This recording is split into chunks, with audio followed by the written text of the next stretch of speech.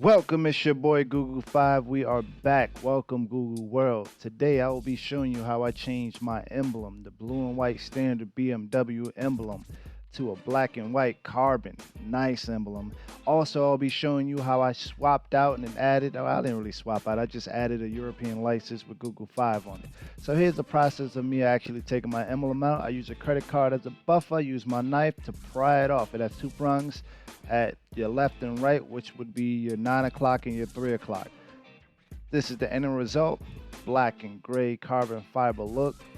No blue to stand out. So now I'm adding my European license. I use a double-sided tape to get it stick to see exactly what I wanted. See, I use a credit card to swipe to make sure that it's even all the way across. No gaps. I already had measured the left and right. Now I'm adding the Google 5 license plate. You already know I'm excited about that. So here's a quick look at the finished product of the car on the front for the work that I've done today. The carbon fiber black and white logo swapped out. The European license that states Google 5 is completely done. And you already know I had to represent where I'm from, New York, stand up, hybrids, BX all day. Anyway, never mind the dirty car, but you can see the carbon fiber emblem on the back. You can also see I blacked out the X1 logo.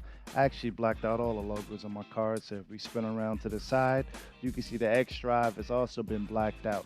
But we're going to get one more look at the front of the card to get the final look of what was done today. And on my fellow F48 drivers, please drop a like. Let me know what you think. I'm out.